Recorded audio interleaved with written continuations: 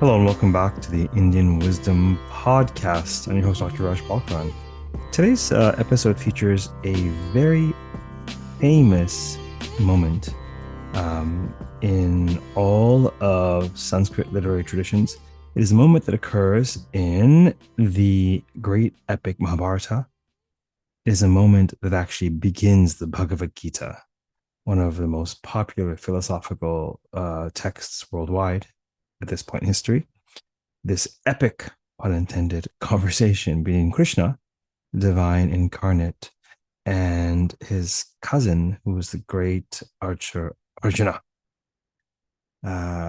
It's actually an astounding conversation with respect to its philosophical, spiritual, ethical depth. The ideas engaged in the Bhagavad Gītā are mind-blowing. This conversation spans over 700 verses, comprising 18 chapters. And this sort of lofty spiritual, ethical, philosophical exchange takes place amid a battlefield. The very, very beginning of the Bhagavad Gītā is such that Arjuna asks his charioteer and cousin, his beloved cousin and friend, Kṛṣṇa, who happens to be God in flesh, he doesn't know that yet, to drive his chariot between the two armies so he can survey the scene, so to speak, between his faction, the Pandavas, the sons of Pandu, and the Kauravas, the other faction. It's a cataclysmic war about to unfold. Gory and gruesome. It makes Game of Thrones look tame, actually. What do people do before Netflix? Think, people. What did the great works of literature? This is how people derive not only spiritual nourishment and fodder for thought, but entertainment, hair-raising entertainment. The Indian epics is perhaps ancient Indic Netflix. Think of it that way. But these tales are gripping, purposely gripping. And so this cataclysmic war ensues. Before it ensues, an epic conversation takes place in order to interrogate the ethics of war and also the nature of being and the purpose of human existence, just teeny tiny questions like that. But all of this philosophical deliberation that it could be considered perhaps abstract or esoteric takes place in the most pragmatic, earthy, practical setting imaginable on a battlefield on the cusp of war. Now, there are various views on religious narratives and the extent to which they are true in an historical sense or not. To my mind, that's the wrong question. Whether or not Yahweh helped Moses part the Red Sea in a historical sense, this is an important question, and it's meaningful to a great many believers. To my mind, irrespective, what I would say to the cynic or the skeptic or even the scholar of tradition is, irrespective of the historical veracity of that mythic moment, one can glean a great deal of insight about tradition and about humanity from that narrative, from that story. Similarly, whether or not the conversation between Arjuna and Kṛṣṇa occurred on the battlefield, and of course, that they could have gone on for 700 verses strains credulity, like it, certainly, without question. But to my mind, the question of whether or not this occurred historically is the wrong question, or at least a question that's important, but it's ancillary and secondary to the primary work, the primary objective, the primary purpose of such exalted works of literature, which is to exalt human consciousness, to raise our gaze from the mundane, literally from the bloody enterprise of war and factions and politics, to something greater, something grander, to the nature of being, the beginnings of existence, the meaning of life. And what the Bhagavad Gītā does brilliantly is it takes all of that lofty, even otherworldly a pontification, exposition, and it ties it back into the very pragmatism of the bloodshed of war. It's profound, actually. It's a profound, profound enterprise. And the Bhagavad Gita begins, I mean, it's such a, I mean, the literary frame of it, to my mind, is utterly brilliant because we have this conversation taking place between Krishna and Arjuna in a chariot on a battlefield between two armies. That itself lends itself to a great deal of symbolism.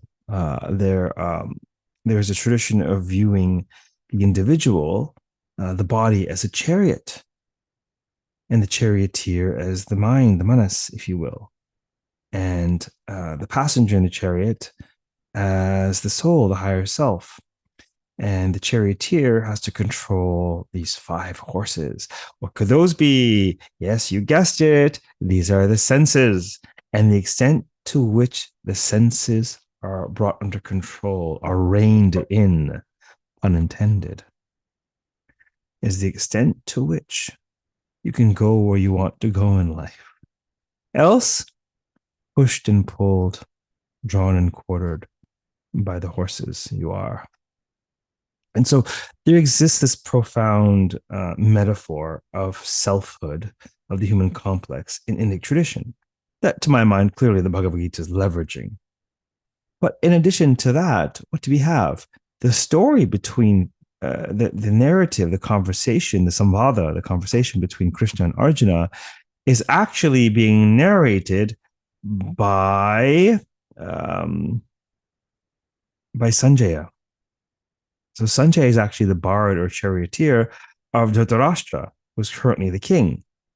Now, Dhritarashtra is blind. He can't see. This already lends itself to the mind's eye, the imagination. He's not physically seeing. He's not a king who cannot physically see is hearing a narrative by an individual who's not physically there. If this does not get your juices flowing with respect to the mythic imagination and the power of the inner life, then I'm not sure what will, because it's a profound frame insofar as illumining the extent to which thoughts and feelings within are as real, if not more real, than the external world. Our perspectives. The human experience is not in the external world. The human experience is our experience of the external world. And this is not reducible to the external world. There's no question for anyone who pays attention to their being, to themselves. However, there are many who would disagree, and they have every right to. It's their prerogative. Perhaps these are not people seeking wisdom in life. Wisdom is actually the navigation of the material, cognizant of or striving towards the transmaterial or the spiritual. Wisdom is perhaps the love child of pragmatism and spirituality. And the Bhagavad Gītā is that to the nth degree, the cross-pollination of the ideals of the pursuit of spirituality and the socio-political necessities of life in the world. And so we have Sanjaya, the bard of Dhritarashtra, who's been given this special vision of Dura Darshana long before Zoom, apparently. People could psychically see what was far away. So he has the ability to see what's happening in the battlefield, although he's not there. And he's narrating it to his king, who cannot see at all. And what are the first words of the Bhagavad Gītā? Dhritarashtra Vacha. The king is asking. It always starts with a question, right? Without a question, there's no answer. The guru or the awakened one knows everything. What he shares is a function of what needs to be illumined on behalf of the student. And the better the question, the more rich the exposition. But this is a very practical question. Dhritarashtra Vacha, Dharmakshetre Kurukshetre Samaveta Yutsavaha. Mamaka Pandavaschaiva Kim Akurvata Sanjaya. Basically, like Sanjaya, like he's addressing his bard. He's asking after his sons and the sons of Pandu. What do they do? What are they doing? Where? The very first words out of his mouth are Dharma Kshetre, Kuru Kshetre, on the field of Dharma, on the field of Kuru. He doesn't say, and the meter would perfectly allow him to say this. It wouldn't violate the prosody or the metrical requirements of the poetry of Anushtup. He could easily have said Kuru Kshetre, Dharma Kshetre. But no, no, no, no, no. The assemblers of the Bhagavad Gītā are beyond clever. They purposefully commence this monumental work with the word dharma, order, purpose, virtue, righteousness. This is the bija, this is the seed of the Bhagavad Gītā on the field of dharma. And the field of dharma could be understood as Prakriti itself. This is the field in which we are established, the field of time, if you will, the field of time-space, the field of dharma. On the field of dharma, which is the field of Kuru. Field of Kuru. Kuru is the name of the actual field, the battlefield where they are assembled. Dharma Kshetre, Kuru Kshetre, brilliant. We're now expanding our awareness to the plane of ethics, to the plane of purpose, to the plane of order and virtue. And so chapter 1 is a lot of the warriors are assembling, and it's what is there? There's a lot of chest thumping. The kettle drums are being sounded. They're sounding the alarm. They're getting ready for war. But the end of chapter 1. Arjuna does something very interesting. This interesting something is actually the very impetus, the efficient cause of the exposition. Okay. What he does is Arjuna, who's sort of seated erect in his chariot with his great Gandiva bow, it's his special weapon, it's divine weapon, ready to annihilate his enemy. That's his dharma in that moment. That's his duty. And what does he do? He slumps down in his chariot. His bow falls from his hand. And he basically says, he won't fight. This is a problem. This is a problem. He's the greatest archer of all time. He was trained by Dronacharya, one of the military masters of their age. He's received all kinds of training, actually. He's received divine weapons and all kinds of blessings. This is his purpose. The greatest marksman, the greatest archer in all time, who has become impotent, unintended, as he slumps down in his chariot and he slouches and he's not erect, he's not upstanding. He's not, he's not prepared to do what he's called to do in that moment. And so this is an occasion for counsel. Things are in disarray. Things are out of order. Right? So what does Kṛṣṇa do? Kṛṣṇa sees Arjuna, his eyes, Ashru-purna, his eyes full of tears, the outset of chapter 2. And he tries various strategies to get him to fight. He's like, look, what's the matter with you? I thought you were noble. Aren't you a noble?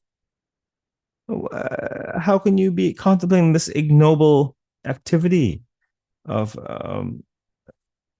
refraining from your duty, of absconding your duty in a time of need? Like, what's going on with you? Are you mad or you're a mouse? Such impotence isn't befitting of you, noble Arjuna. So he appeals to his manliness. He appeals to the lowest hanging fruit of his sort of identity as a warrior and a noble. right? A kshatriya, if you will. And basically he rebuts, katam bhishma maham samke dronam chamadasudana. He should be pratyotsami puja Sudana. He rebuts with, how am I supposed to kill Drona and Bhishma? Katam bhishma maham samke dronam chamadasudana. How am I supposed to kill Bhishma and Drona? These are our venerable elders. They're to be worshipped. They're to be revered, not slaughtered. What's the matter with you, Kṛṣṇa? He says it's better to live in this world begging, right, than to enjoy the spoils of war, eat food as it were tainted with blood, right? And he says, I will not fight. And then something magical happens in the text. Kṛṣṇa peeks out from beneath his cousin cap. He's a twinkle in his eye. One can imagine he's sort of, you can see a little bit of the code of the Matrix. This whole mundane life coaching BS isn't working on Arjuna, and Arjuna is seriously in need. So he's bringing out the big guns. He's going to issue some wizardry. So he says to Arjuna, look, man, you are speaking wise words about the whole do the right thing and take up a begging bowl and be a yogi and be an ascetic. Yeah, that all sounds good and wise, but I'm not fooled. How many YouTube videos have we watched together, Arjuna? How many YouTube videos where people are able to say the right words, their honeyed words, which just render sticky situations, but they're not wise. You might be fooled by their eloquence, but look at their eyes, look at their face, look at their body language, look at their actions, look at their lives. And then you'll understand if they speak wise words or if they possess wisdom, if it's integrated. You speak wise words, noble Arjuna, but you are not wise. And I know this because you are racked with grief. You're grieving, and that's fine. But where there is grief, there's no wisdom. And where there is wisdom, there's no grief. For the wise do not grieve for the living or the dead. Because they know this. They know this. Not intellectually, they experientially know that never was there a time when I was not, or you were not, or these lords of earth were not. And never will there come a time when we cease to be. The wise know this. Just a little hit, a little hit of inebriating wisdom. Because for him to expound on advanced Indic philosophy, he needs to set the stage. And this is the stage of samsara. There is no Indic philosophy, at least at this point in time, at least from classical Hinduism onwards. There is no Indic philosophy without samsara, the cycle of rebirth, where we take on bodies, life after life after life after life after life, propelled by the principle of karma in order to pay our debts, in order to cash in checks, in order to exhaust our karmas, in order to learn our lessons and ultimately awaken. This is the backdrop of all Indic philosophy. I call this camera 2. So rather than be stuck in camera 1, which is your individual personal lamentation, camera 2 is the transpersonal expanse. Camera 2 is the extent to which you can even witness your very personal self. It is a higher awareness. The beautiful parable in the Upanishads about sort of 2 birds in the tree of life, if you will. One bird is eating sweet fruit and rejoicing, and it eats sour fruit and it's recoiling, rejoicing, recoiling, rejoicing, and calling sukha and dukkha, pleasure and pain, if you will. And the second bird is just watching on, unperturbed. This parable has to do with aspects of self. The aspect of self that is ensconced in the machinations of mind, reacting, the senses. And there is an aspect of self which has the power to observe, to witness, the witness consciousness. In terms of Yoga Sutras, when the cessation, when the fluctuations of mind cease, then the seer, then the seer abides in its own state. So you think you are the mind or the machinations of mind, but when the ripples on the pond settle, then you can see the beautiful coral beneath. So it's camera 1 and camera 2, and Kṛṣṇa needs to orient Arjuna to camera 2, because this is the stage, the samsaric stage against which all Indic philosophy must operate. It is the very ecosystem. There is no Ayurveda, ancient Indic holistic medicine, without samsara, the cycle of rebirth. There is no Jyotisha, ancient Indic astronomy, astrology, without samsara. There's no Vedanta without samsara. There's no Sankhya without samsara. There's no yoga without samsara. And it goes on and on and on. Right? And so Krishna reorients Arjuna to this worldview in order to assuage his awareness towards a broader perspective than being tied to the particularity of his ego consciousness. Camera 1 emphasizes and focuses on the particular, its particle consciousness. Camera 2 is wave consciousness. And a beautiful metaphor exists in measuring light. And under certain conditions, it operates as a particle. Under certain conditions, it operates as a wave. Similarly, the human experience can be said to operate on both the personal and transpersonal level. Certainly, we are discrete individuals. If someone else commits a crime, we certainly don't want to go to jail. And yet there's an element of the human experience where we feel the pain of others, even sense the thoughts of others, depending on how evolved our awareness is. There's an element in which we are part of something much greater than the demarcations of our flesh selves. So what happens? So Krishna advances philosophy, and Arjuna pushes back at every turn. And he has question after question after question. And in their epic conversation, he is able to learn a great deal about the nature of existence, about human enterprise, about social duty, etc., etc., etc. And eventually, what happens is that he's empowered.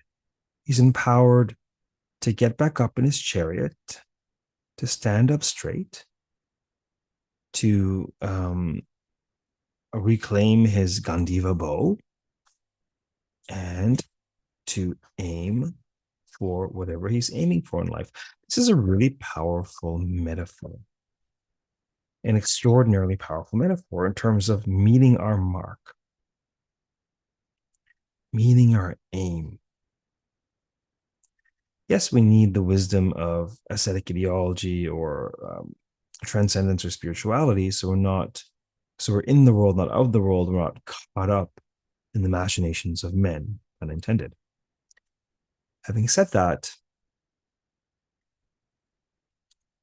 we have duties to perform. The world needs to be joined, right? We all have a part to play. Yes.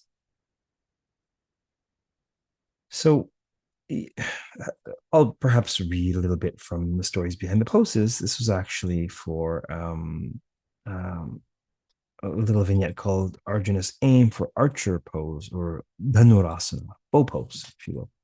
It's probably a better translation. Here we go. The exchange between Kṛṣṇa and Arjuna is a powerful metaphor for the battle between good and evil within one's psyche. It also offers us a way to engage the world without becoming overly enmeshed in it. Krishna's counsel to Arjuna is to embrace the ascetic ideologies of ancient India without eschewing the world and falling prey to escapism. We have a duty to the world as well as one towards enlightenment or our spiritual quest, our spiritual seeking. Both duties are to be carried out in tandem, engaging the world while remaining unattached to it, cultivating compassion, but also wisdom. In this great battle of life, we all need to stand tall. Your gaze should find the horizon. I think it's fascinating, profound that human beings are the only members of the animal kingdom, of the incredibly vast animal kingdom, who have the power to stand up straight fully. And also, because of the power to stand up straight, they are the only species whose gaze naturally meet the horizon. I find both of these profound. So your gaze should find the horizon. The horizon is where heaven meets earth. And is it not the case that human beings are part celestial and part terrestrial, that we're part animals and perhaps part divine? The line between heaven and earth, the horizon, is the horizon of human experience. On the one hand, we have the ethereal, the celestial counsel of Kṛṣṇa. On the other hand, we have the application of that celestial counsel on the terrestrial realm in the bloody enterprise of war, as earthy can be. But we need to sally forth and do our duty because others depend on it. The world depends on it. Everyone has a part to play. Right? The gloss about Arjuna's aim is as follows. Arjuna's arrow represents his power to aim and meet his target. To meet our own goals, we also require a combination of vision, action, and strength. The flight of the arrow is dependent not only upon the archer's aim, but also upon the constitution of the bow. Without adequate tension in the string, the arrow will not fly. With too much, the bow might break. Tension, release, tension, release, tension, release. In life, we must strive for a similar balance. Being wound tightly enough, we can generate the vitality we need to move through the world. A bit of stress is a good thing. It propels you. Too much stress cripples you. Where's the sweet spot? That's for you to find out, isn't it? Okay. So we need to have some stress. We can generate the vitality we need to move through the world, but not be so tightly wound that we snap, we break, we burn out. In this pose, the Nurasana, the same principles apply. Know the limits of your body and engage and apply tension accordingly. Feel into this posture and become attuned to yourself. Balancing tension and strength is the foundation of good aim. So there you are, a little vignette from the stories behind the poses to contextualize and illumine the process and the purpose of the Nurasana. More importantly, irrespective of whether you do asanas, Arjuna's aim reminds us of the idea that we are currently in a chariot. We currently have horses of our own to manage. We ideally have somewhere we like to go, and we're not wandering aimlessly. And we ideally have tools and support to help us get where we want to go in life. And some of those tools are along the lines of the spiritual wisdom we find in the Bhagavad Gītā, perhaps in podcasts such as this, perhaps in counsel from great friends, etc., etc., etc. So I wish you well in meeting your aims, but remind you that you first need to aim before you can meet your aim. You need to establish what you're aiming for in life. So perhaps you can do a little bit of deliberation on what you are aiming for in life and whether or not you have the tools to help you reach that goal. Until next time, keep well, keep listening, and feel free to reach out if I may be of service. Namaste.